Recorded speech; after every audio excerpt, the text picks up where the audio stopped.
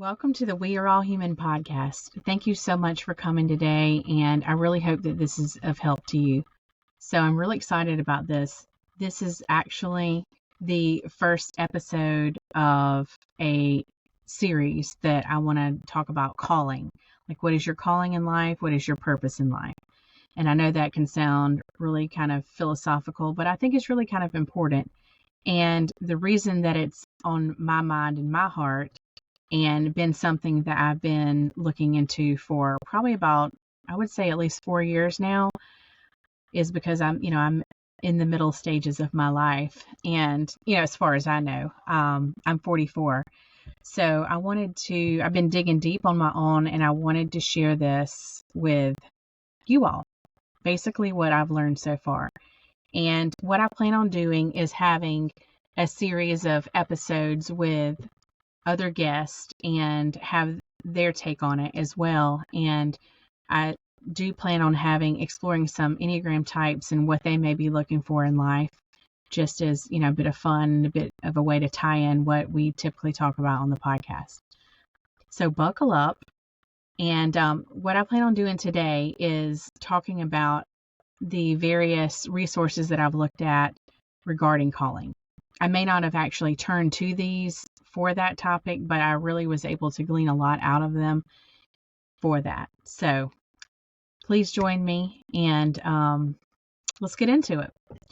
So first I want to kind of get into what is calling, what is purpose, what does that even mean? And kind of thought about this and, looked it up and kind of got other perspectives to sort of see what kind of in the big picture it means. And so I would say it kind of is maybe in 3 categories. I would say passion, natural ability, and like calling or purpose. I use those kind of interchangeably here. So passion, what do you love to do? So what just like speaks to your heart? Natural ability, what comes really easily to you? And calling, what do you feel called to do? What do you feel like is the bigger purpose of your life? So let's talk about passion first. So passion is kind of an emotional attraction. Passion is like a strong, intense enthusiasm for something that you can't quit talking about. Maybe a rabbit hole for you, or someone, touches on that topic and you just really cannot shut up about it. That would be an example of a passion, deep interest, desire. So I guess passions of mine are quite obvious. I like podcasting. I like the tech world. I love nature. I'm a biologist, and I love psychometrics, typology type stuff, Enneagram. I love Myers-Briggs. I love things like that. So that's an example of things I'm passionate about. And I also am pretty passionate about helping all people feel their worth and that they are truly a unique gift from God. So natural ability, what is that? So that kind of refers to like a natural aptitude or skill that you possess in like a particular area or areas. It's something that you're naturally good at without like extensive training or effort. You can always get more skills or hone all these things, but these are things that kind of really come natural to you. So it's more of like a flow state. So sometimes it may be actually a little tough to figure out what your natural abilities are, because it may just come so easily for you and you may take it for granted. And sometimes we focus on things that we don't know in life. And like, if we already know that, we may not even think about it. And so later on in the podcast, I will talk about a natural abilities test that I took. And it may be something that, you're interested in, either for yourself or someone you know. Or the reason I actually took it is I wanted to kind of test it out and see if it's sort of worth its weight. And I plan on giving that to my teenagers as they are preparing for what they want to do in life. It'll give them confidence of things that they're naturally good at. And if anything, it'll boost confidence. And I don't think that's a bad thing. So we have passion, we have natural ability. Then we have calling, or like, it's like your sense of purpose. It's like a deep, profound feeling that you're meant to pursue, like a certain path or vocation or like a mission in life. Your calling is very closely aligned with the values, the things that you hold dear and you believe is meaningful and important in your life. It's personal and often, very spiritual, like it kind of an ethical conviction, if you will. And so the thing about calling and purpose is, from what I've read and what I can understand, is it can take different forms during your life, and probably will take different forms. So say if you feel like you're called to help people, that can look like a bunch of different things, honestly.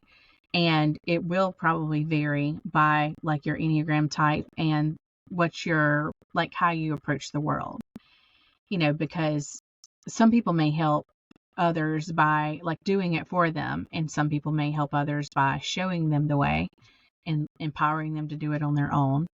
So calling can have different forms, and it's kind of like the sail on a ship. It kind of helps direct your life, I believe. And like if it feels like you're on the wrong track, I feel like it's a sail and it kind of gets you back on the right track. So, what types of people look for their calling? So what types of people would even be interested in that? And if you're listening to this, chances are there's two reasons that you might be listening to this. What kind of craziness is Katy talking about now? Or you're interested in calling and purpose. So hopefully it's the latter. But anyway, hear me out. So the types of people that might look into their calling, or be like even, be concerned with it, would be, and I will say, like, as far as me being concerned with it, like, when did that happen? I would say probably it was before COVID. I would say 2019, because that's when I started reading books related to that. And I started feeling like an intuitive pull towards something bigger. And then COVID hit, and I was like, just had gotten like really inspired to start the podcast. I actually started the podcast before COVID hit, but I was like really inspired and really, I don't know. I felt like it was part of my calling to do this. And then everything sort of stopped, and my house got full, and it was hard to record and stuff like that. That's kind of when I started getting into it. And one thing I feel like, this is kind of an aside, I feel like COVID, just a personal belief, sort of did different things for different people. Like if you were an extrovert, it may have made you slightly more reserved, or kind of appreciate the rest and respite from society. Even in COVID and moving forward, like you may have become more of a reserved person. Or if you were an introvert, you may have been used to, like me, very like micro interactions with people, and that may have like filled your cup enough for you to have enough social interaction. But when COVID hit, those micro interactions kind of stopped, and no one was sort of like going out. There was no sort of church community. My neighbors didn't even really go out that much, kind of in the beginning of it. No one really got around each other. No one knew what was going on. And so with the loss of those micro interactions, I actually craved being around people more. I still don't crave being in crowds, but I do crave like that deep, sense of community. So what types of people look into their calling? People who are seekers of meaning. People have a strong desire to like live aligned with their values and beliefs. They want whatever's going on the outside, whatever they're delivering to the world, to coincide with what's going on the inside. So those are people who would be interested. Also deep thinkers, people who like to really glean meaning and deep clarity out of everything. Idealist, people who they really just want to make a strong impact into the world, and so they might be interested in it. Creatives, because that's where they would, they feel like their work is part of the dance of life and would have an impact and a significance on maybe their purpose that they have to give. Like that's what they're bringing. Spiritual and religious seekers. So, I think inherently, if you are a spiritual or religious person, you might feel like a sense of the greater good, or, you want to go out and give towards others. Change makers, if you're passionate about social change, or you're a counselor or a coach. So all these people may find their life's work is actually their purpose. Like what they're doing really is making a contribution. And so one thing I want to say about counselors and coaches, I have worked with a life coach. It was again before COVID really hit, which was, I think, really a blessing to have, someone, like a support system whenever that was going on. And so the coach I worked with, she's actually been on the podcast before. Her name is Kristen Messagey. She's a friend. She's an Enneagram 6, and I have an episode with her if you care to listen to it. But Kristen, showed us in group coaching, she taught us about values work. And so that's just basically, it's just not something I'd thought about before. It's like the things that are, very important to me. It really helped me make decisions and get clarity on the things that really mattered to me. So I didn't feel like I was sort of abandoning myself when things came up. So I wanted to say that because that'll play in later. And so other people that may be interested are midlife crisis explorers. And I laughed when I read that. So this list, I should mention this list came from ChatGPT, because I was curious about who all would like actually looking for their calling. And so I saw that it said midlife crisis explorers. I was like, oh, well, that's me. I wouldn't say it's a crisis, but I definitely feel like I am in the throes of midlife. So those people would feel like kind of an urgency in their calling and seeking to contribute, because I think fundamentally, at least for me, I don't want to feel worthless. I don't want to feel like my life was lived with like not a purpose and not a contribution. Yeah, I can read all the books in the world or do my own little personal research. But if I keep it to myself, like what have I really contributed? And part of my purpose, I am a mother. And so I really get that chance to impart things to my children on a daily basis. But I think maybe it's more than that. So other people that might be interested are academic, intellectual explorers, people that kind of find their calling within their chosen discipline. Conservationists, so people who feel like they want to preserve our, natural world, which, I can relate to. And then also caregivers. They might be, they might feel like their service to, society is their calling. That would be like healthcare workers, teachers, social workers, that type of thing. So some people, I think, if you're in a job, you're in a vocation that directly gives to others, I think, and you really love it, then I really think that's probably, that could be a little clearly, what am I trying to say here? I think it could be more clearly related to a calling. But I think if you're in a field that is not like public facing, or if you're doing something kind of behind the scenes, it might be a little harder because you don't directly kind of see an impact.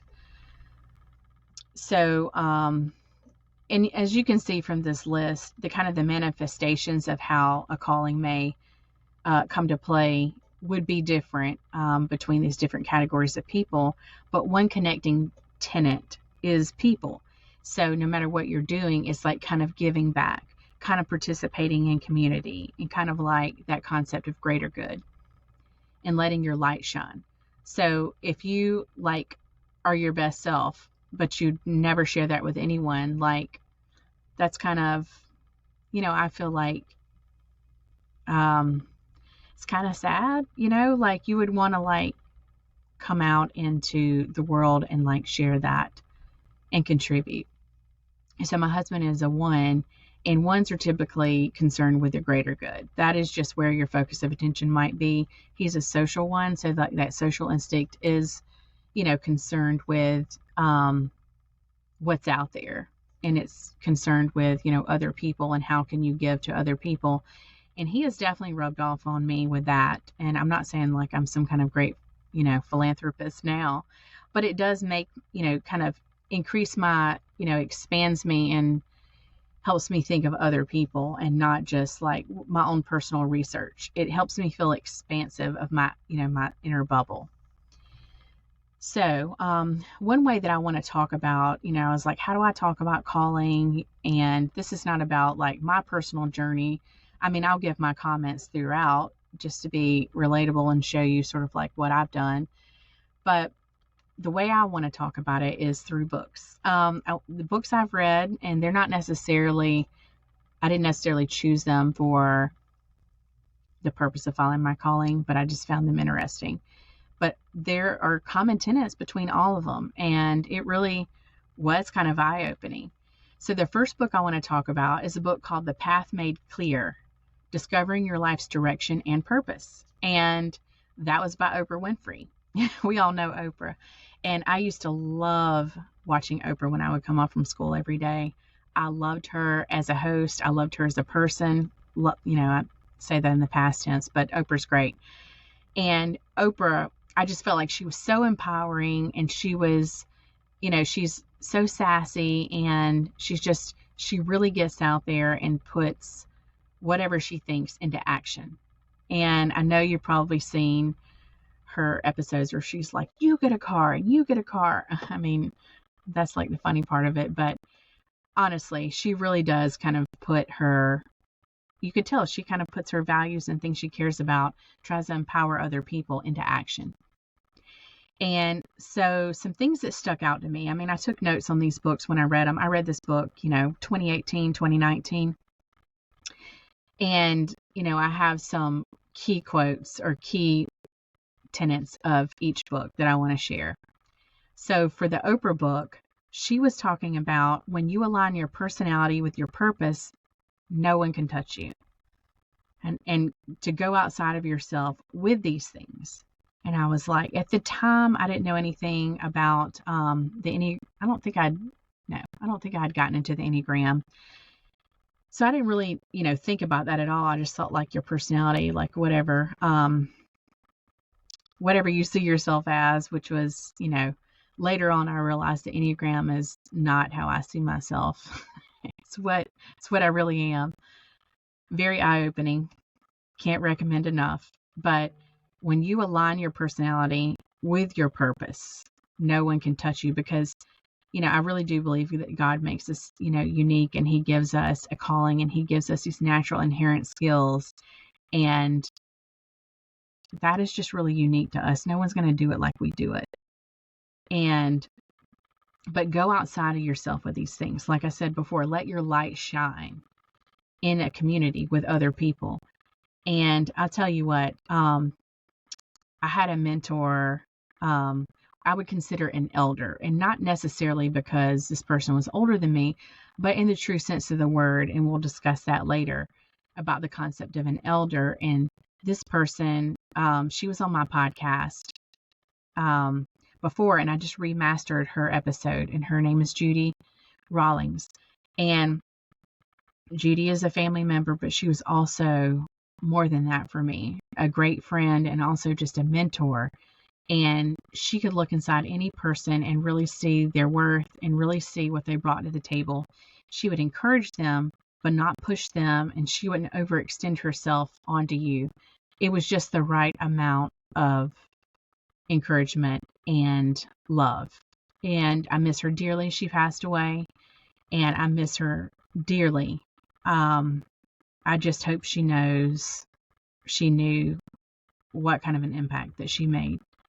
And so that is something that she told me. You can go back and listen to the episode. I think I actually made it a clip. She was saying to me as a 5, like, you can, I'm definitely introverted and don't like crowds and don't like putting myself out there. And this podcast is actually a lesson in growth for me. And she would always say that you can go out there and you can keep going out there, but you can come back and get your rest and renewal, but keep going out there. Like, it's like a dance. And it's like, forward and backward and forward and backward. But it's not backward in a sense that you're regressing. It's, as you keep going out, it's like you're training for a half marathon. You run and then you walk some, and then you run and you walk. But eventually you're running more than you're walking. And that's basically what she was saying, is like you go out and then you come back and rest, and you go out, but keep going outside of yourself. And she was encouraging me to try to make a difference with just what God has given me. And I'll never forget that. So about to get emotional. Anyway, so Oprah was saying, if you don't have any vision, you are stuck with what you know, and what you know is confounded by what you've seen, which is, I think, kind of what Judy was saying. Is like, keep going outside of yourself, kind of expanding your bubble, expanding your peripheral surroundings, and going out and, trying new things. And, you may try different things and they may not work out, but you won't know unless you try. And so she says inspiration is housed in 3 places: the clarity of one's vision, the courage of one's convictions, and the ability to communicate both. So I think the clarity of one's vision is really kind of like who you are, really. Not how you see yourself, but, who you are. And you may be very self-aware. You may know yourself really well. But I think this is where the Enneagram kind of comes in. Like, you kind of can get to the core of who you are, but you don't have to stay there. Like, you have to have some awareness to be able to, like, expand and grow. And that's what that is. So the clarity of one's vision, the courage of your convictions. So that would have been the values work that I was talking about, the things that really matter to you in life, and the ability to kind of communicate both and be who you are and be honest with yourself and the things that matter to you, and then go outside of yourself and see if you can make a difference. So Oprah says we get off course when we stop following our hearts and responding to what we think others believe. So this also goes back to the thought work, and the thought, well, I don't know if I mentioned that. So I did thought work when I worked with a life coach, and I think I've talked about this on previous episodes, but I'll go ahead and give it real quick. So thought work would be like, there's a circumstance that's, you can prove, like something that happened, like I received a phone call. Yeah, I can see on my phone log, I received a phone call. And then I had a conversation with someone, and then that triggered me in some way.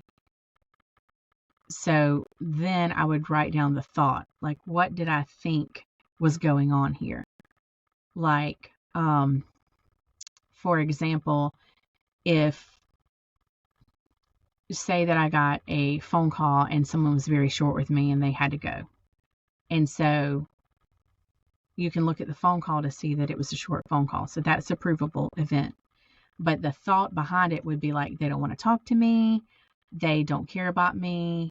They don't, or it could be they have to go. It could just be, but if I was triggered, it was probably something negative, to be honest. And so I could think of like, okay, they don't want to talk to me. And so then when I feel like someone doesn't want to talk to me, what are my feelings on that? And that part was really hard for me whenever I learned how to do thought work. What are the feelings about that? Like I didn't even know, like there was like 3 feelings I could name, but there's like a whole feelings wheel. And so you can like look that up, but there's like a whole myriad of feelings. And so you can get specific. And then when you feel like that, what are your actions or inactions? And then what are your results from that? And then at the end, like evaluate, do you like that?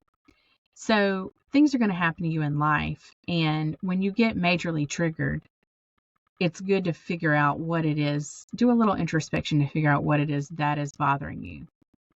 And that's kind of what the thought work was about.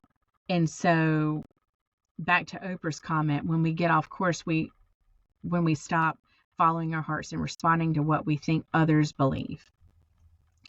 So we don't get to, I don't know, like when we start assuming what others believe without getting clarification, that's kind of, that's definitely getting off track. That's definitely wasting time, in my opinion. Like, kind of, not trying to put judgment on it, but we don't really know what they're feeling unless we ask them.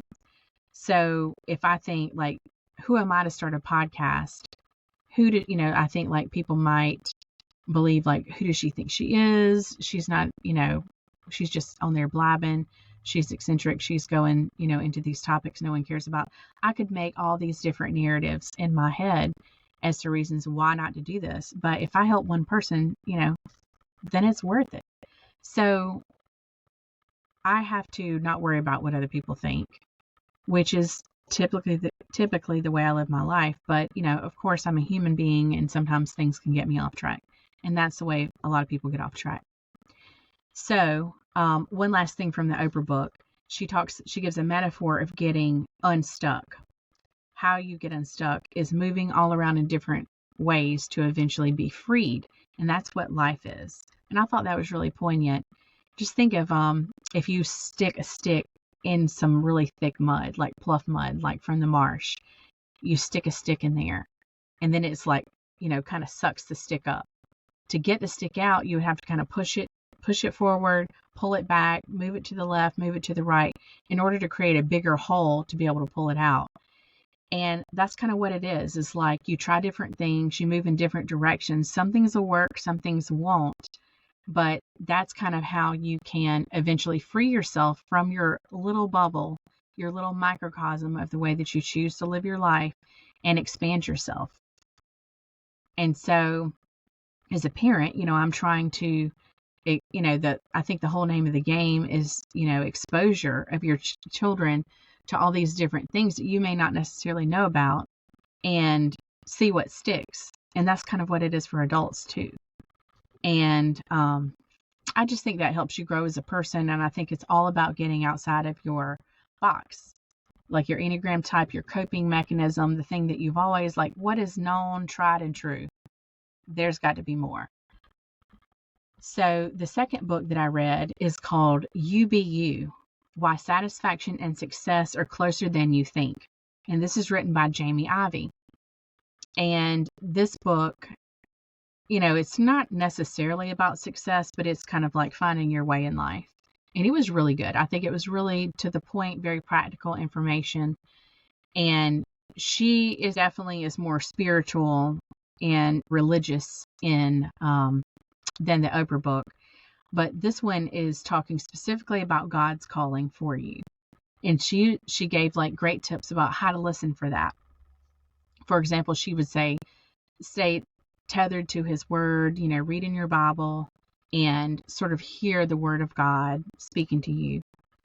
Listen to what the Spirit says, like be quiet and see if you can, feel intuitively what God is trying to communicate to you. And I am definitely a believer in that, because that's how this podcast started. Like, I don't even really remember having an idea about doing this at all. And one day I was walking before work, and I kind of started a morning routine, and I was walking, and I don't know, it was like a voice that wasn't necessarily my own, and it wasn't even really audible, but it was like kind of inherent. And it was like, you should start a podcast and be bold for Christ, like be bold about what matters to you and what you believe in. And I was like, a podcast, talking in front of people. Oh my gosh.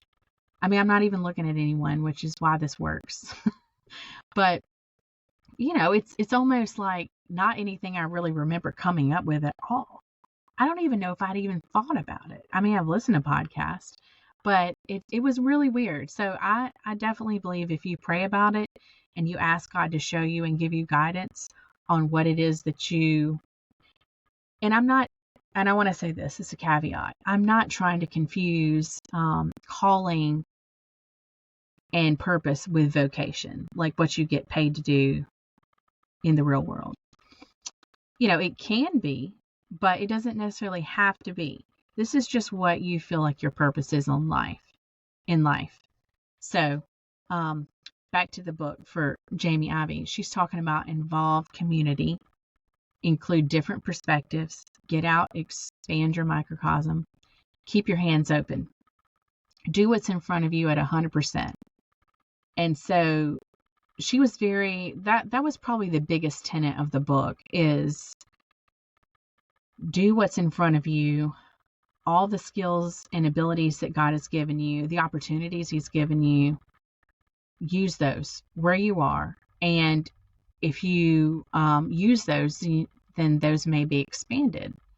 And so, like, share your talents and your skills with your kids, with your spouse, with your parents, with your friends, with work, whatever's right there near you. Do that first. And then you can get, large, as Judy said, you can go out and expand more and really parlay that information to a wider audience. But do it to the audience you have, not the audience you want to have. God may be grooming you, but it might not be your time yet. So not everybody's going to be like an Oprah or something like that. Or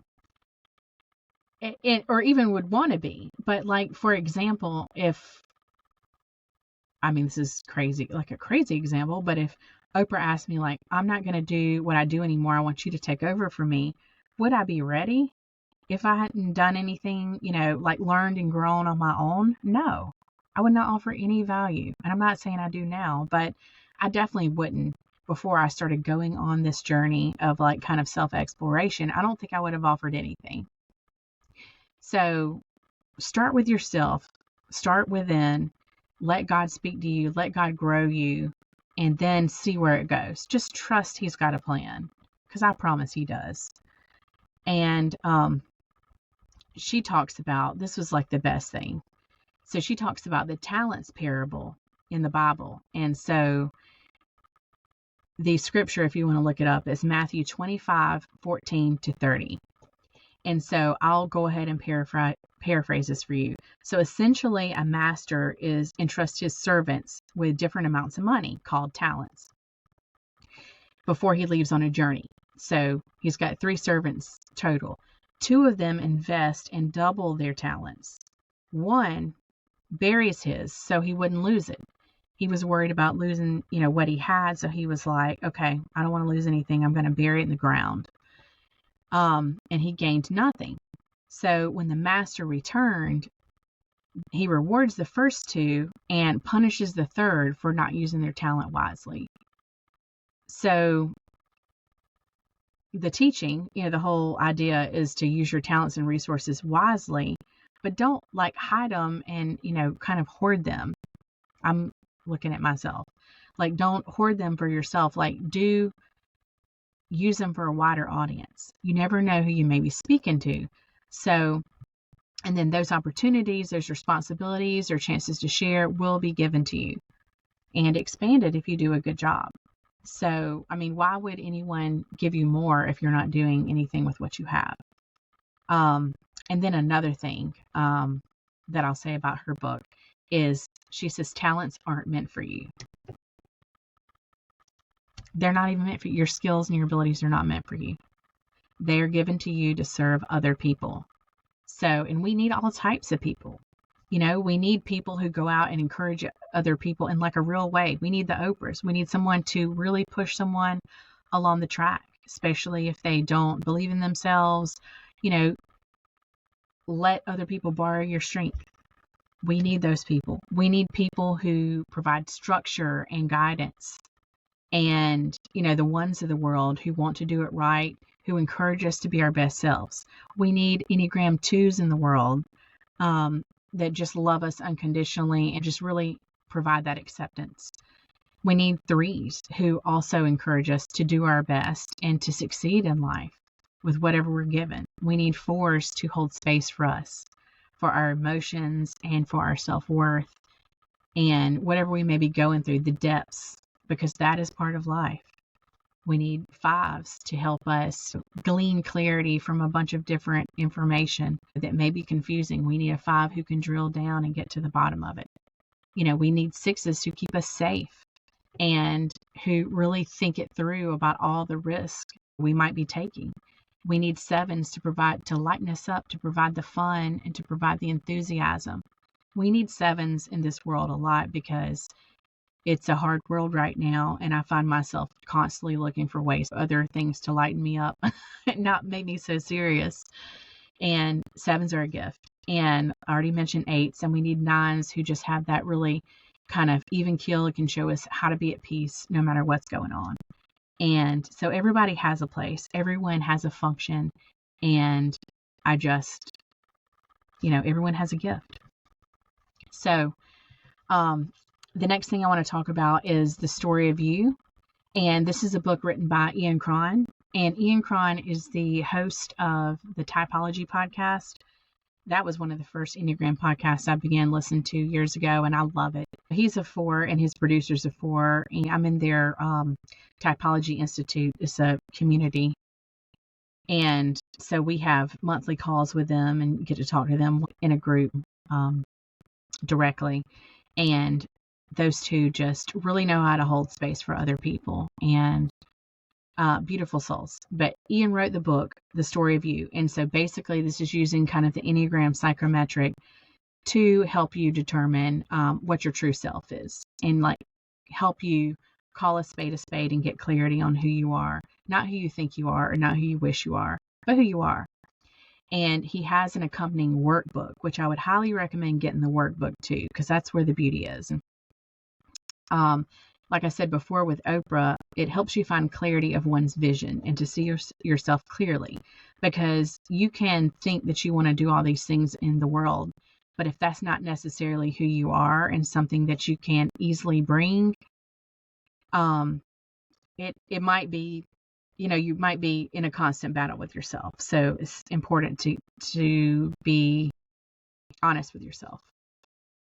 So basically, in this book, it's talking about all the narratives and the old stories based on Enneagram type that in narrative form that you may have sort of told yourself, or stories that you lived as a coping mechanism for survival. And in the workbook, so I'll say this, once you get to a certain age in life, all these coping mechanisms that you used, you find that they don't really work anymore. And they're causing problems in your life as you age. And so the workbook is really pivotal because it asks you these really, really good questions to help you be honest about your past and really get honest about your old story. Gets into the details, helps you you might relive it a bit, but you confront it, call a spade a spade. And I'll be honest with you, I cried harder than I ever have when I did that workbook. And it really helped me kind of make peace with the past. And now I don't really think about it too much. It doesn't cause me any issues. It doesn't give me a pang in my heart when I think about certain things that's happened, either to me or that I caused or things like that. I'm okay. I'm done with that and I can move on. And the beauty of this workbook is you can rewrite your new story and sort of be freed from the old. So I would highly recommend doing that, because I really think that it's so important to get clarity on what was, but what's no longer. So another book that really made a difference for me is called Let Your Life Speak by Parker Palmer. And it's about a guy essentially who kept evaluating vocations or situations that weren't right for him and trying to analyze why. And so he talks about true vocation joins yourself in service. And it's the place where your deep gladness meets the world's deepest need. So you think about that, going back to passion, you think about things that really bring you a lot of joy and really just make your heart sing. And if you go and shine your light and introduce this to a community, then it may, feel a deep need. or you can, think about like what things are you passionate about that could fill a deep need. He said vocation at its deepest level is something that you can't not do for reasons that you're unable to explain to anyone else and don't fully understand, but are nonetheless compelling. And that was a direct quote. So it's just that urgency, that call that may be intuitive, that it doesn't really, it may not even make sense, but just to follow it and just take a chance and to see where it leads, I really think it's kind of beautiful, and it's actually kind of an adventure if you think about it. A calling may not even be black and white. And I had a text chat with a friend recently, and they told me I could share this. And I naively asked her if she would maybe come on the podcast and talk about what she's currently doing in life, because to me that seemed clearly like a calling and like a wonderful service. And she was like, sorry, that's actually not my calling. And I was like, I apologize, for assuming it was. It just seemed like such a clear, calling may not even make sense, but to her calling was something much different and even deeper than that. And she was saying that she thinks her calling is empowering people and giving them a second chance and, just empowering them to be their best selves. And she also said that she was really good at making money, and she was going to, like her goal in life was to make enough money that she can just, be a philanthropist and just bring joy to everyone. I mean, like brought tears to my eyes. It was so beautiful. And I think it just goes back to, I told her, I think a lot of people confuse calling with vocation, like what you do for a living. And she was like, absolutely. She was like, what you do for a living to make money is just what you do to make money. But I really do think that some people do find a way to make money from it, or find a way to let that be their job, but it doesn't have to be. So another thing from the book, young people journey in the dark. So he's talking about the concept of elders. So young people journey in the dark, and elders perform a disservice to them when we withhold the shadows of our lives. Lessons that we've learned that they could benefit from. So that kind of parallels with what I'm going to talk about later for a book from Father Richard Rohr. Like the concept of an elder, like someone who has a lot of lived experience and someone who just has made mistakes in their lives. They've lived their life just like we have, but they've learned from it, and they don't go keep repeating these cycles, and they've learned their patterns. And they, not to say that they don't make any mistakes or have any issues, but largely they've went from a place of reactivity to a place of proactivity in their lives. A true elder is someone who just has that wisdom and can take all of the situations in their lives and really just kind of narrow down what matters, what doesn't. If you're going through this, you'll get out of it. It's just a phase or something like that. Just has that really wise insight, and that are very sure of themselves. They're not living in insecurity. They're not constantly replaying the past, and they've came to terms with what happened in their past and who they are. In this book and the other book, it was talking about kind of the lack of second half of life elders. There's, just kind of like not a lot of people who have kind of done their work. Parker Palmer is talking about, he said, the strongest gifts are the ones in which we hardly know we have. And that's what I was saying earlier, is like, you may be so good at this, it may come so naturally, you have no idea that you even do it. And so I want to talk about the seasons of life really quick. He introduced the concept of seasons of life, or he talks about that. So we have autumn. Autumn is like your season of decline. Things are dying and things are scattering seeds for new growth in the spring. But right now in this season, it looks like everything is gone or going, slowly declining, dying. So in winter, you have a really slow growth. Everything is gone. There's no, leaves on some of the deciduous trees, and it's, animals are in torpor. You don't see them. They go underground. They reduce their energetic responses just so they can conserve energy and not need as much food. So you don't really see the animals as much. Things are dormant. Things go into hibernation. You see few things stirring. So, but in winter, we get the gift of clarity. So there's nothing in the way of seeing ourselves and others clearly. And so a winter it might look like failure, betrayal, depression, death of someone. But just think about it. If you live in a really cold climate, I'm in South Carolina, so it's not that cold, but if you live in a really cold climate and it's so cold for a long time, you might be inclined to like stay inside because it's so cold, but eventually you have to get out in it, because what are you going to do, sit in your house the whole time? So you have to get out in it instead of avoiding it. And just like the metaphor is saying, like in life, you can't avoid these things that happen. You have to kind of face them head on, call a spade to be able to kind of get over it. So, but then after winter comes spring. So you think about spring and, especially these, northern geographies, like as the ground thaws, it's going to be really muddy and really kind of mucky. And so as that happens, it'll make way for new growth, but at first it's going to be kind of icky.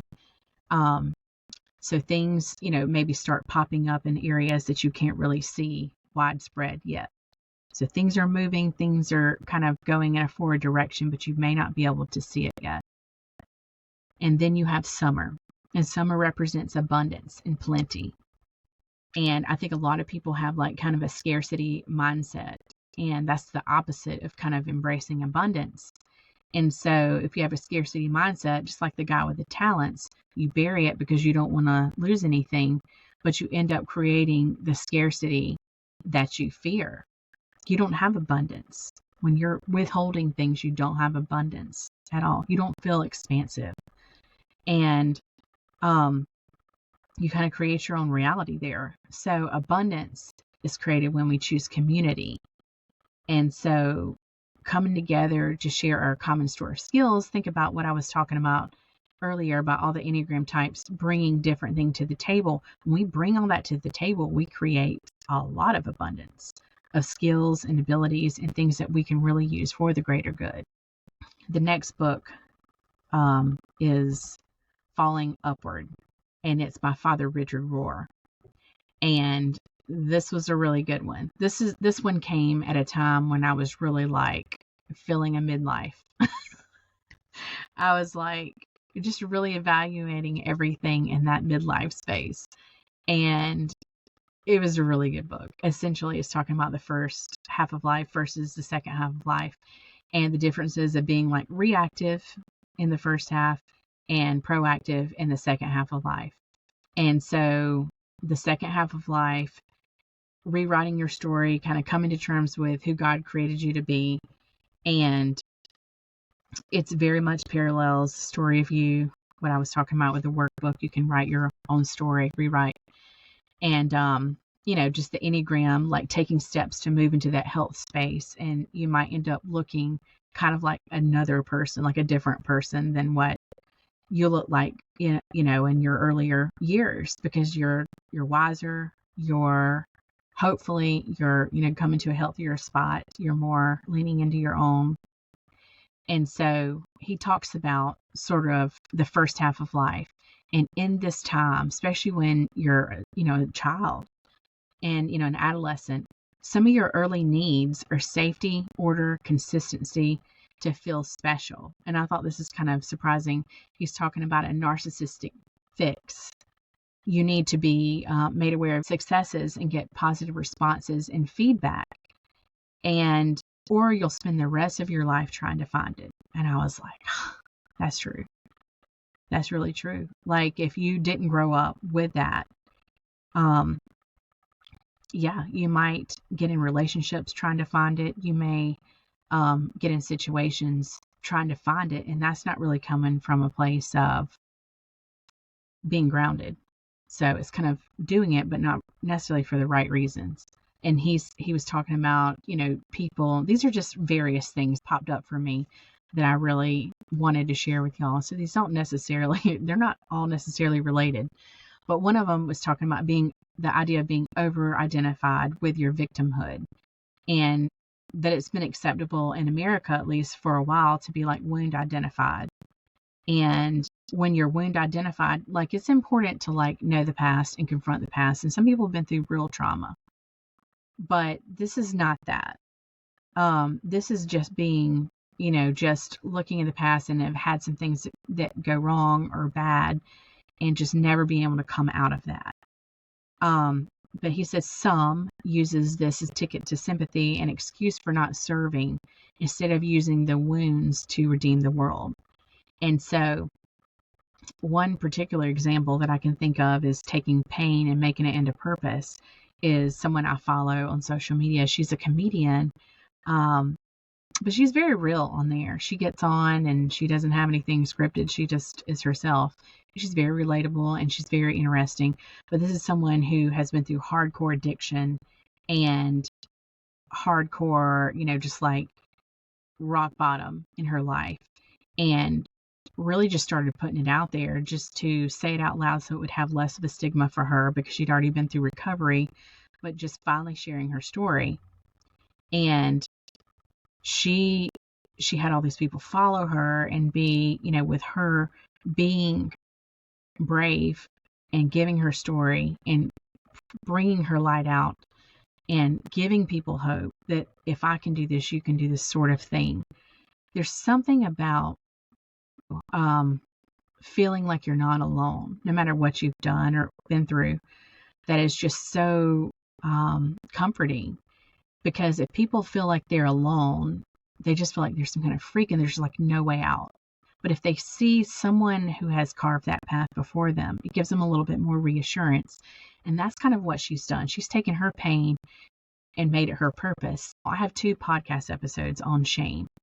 And really the tenet between the both of them is that if you are shameful, we tend to make ourselves smaller, and we don't expand that bubble that I was talking about. And we're just surviving. We're not thriving. And so we don't have the courage so we need courage to expand our bubble anyway. It's because it's like what we're used to. And honestly, when we're growing, it may not feel the best because it's like doing things that, I don't love this, but I do think it's really good for me. And so when you're doing these things, it takes a good bit of courage to do it. And if you're feeling really shameful about yourself, like in other words, it may feel bad to go out and expand your bubble, but if you're already feeling bad, you're not going to want to do that. So that's kind of how that's why we need to come to terms with whatever's happened to us in our past so we can grow beyond and be expansive. So it talks about dissatisfaction and saying that we are created with an inner restlessness and call that urges us on to the risk and promises of the second half of our lives. A God-sized hole waiting to be filled. God creates the very dissatisfaction that only grace and divine love can fill. And that was a direct quote. In speaking with a clergy member about this notion of calling and purpose and just wanting to get her perspective on it, she says that when you feel that tug, especially over the long term, she's pretty sure that that's God's voice speaking to you.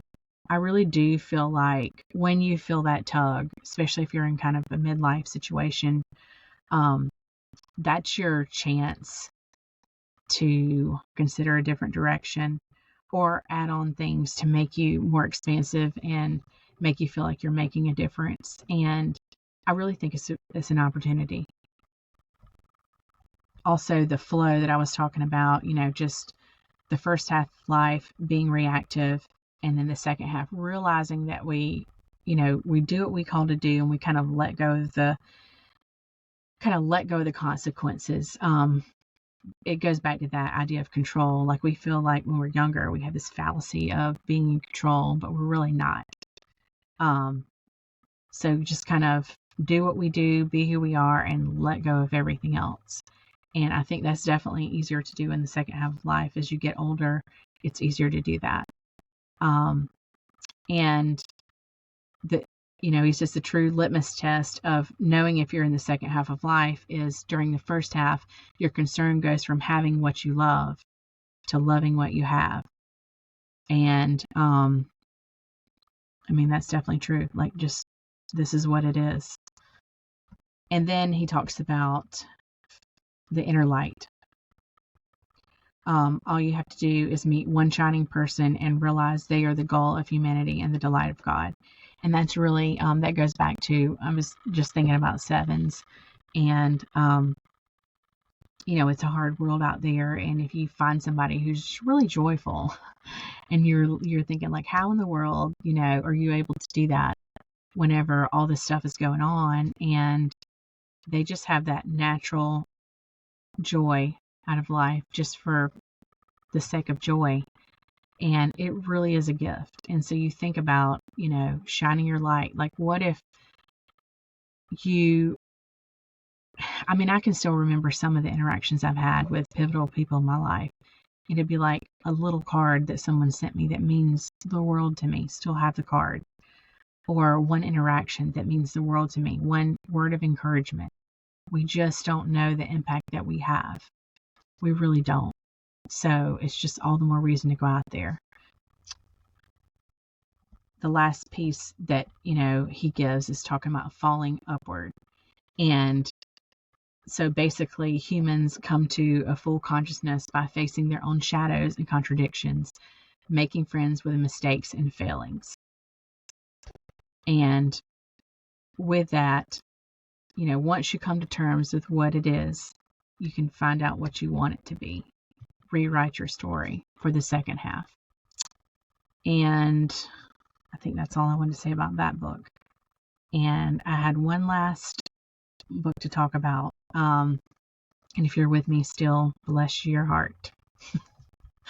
So that last book is called 7 Keys to Unlocking Your Life Purpose, and it's written by Stuart Simpson.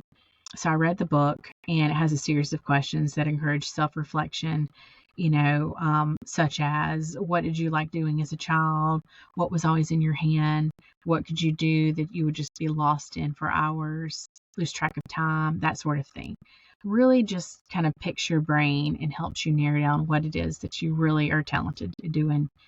And then, of course, in true Five fashion, I started researching about the author and found that he was a certified consultant for the Highlands Ability Battery Test. So then I started researching, like, what is that? What is that test? What does that mean?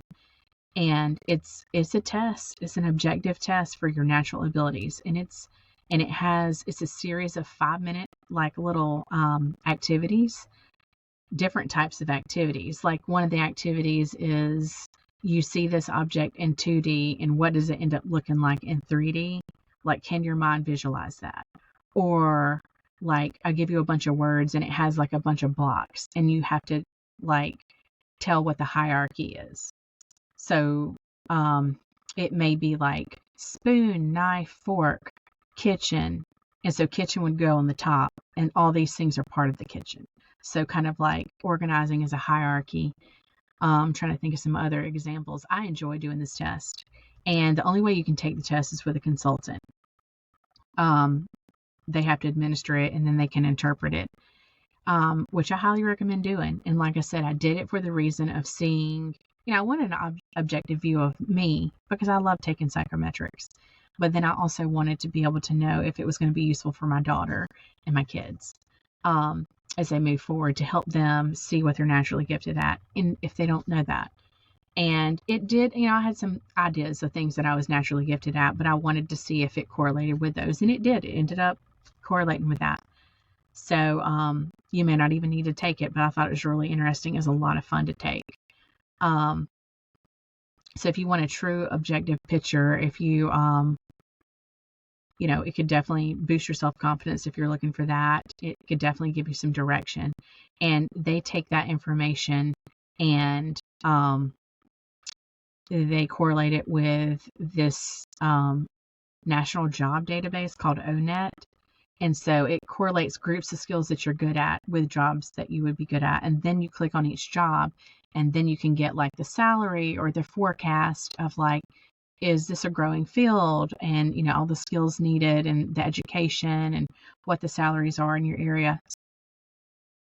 So you can see what your natural strengths and are, and your work types. And work types are like roles that you're skilled at that are transferable easily to different occupations, a variety of occupations. So kind of your big picture. So who you are as a person, what your passions are, what your natural skills are, being honest with yourself, and putting that out there to the greater good. To me, that seems like the bottom line. And, the ways, you can do that, may be infinite. Who knows?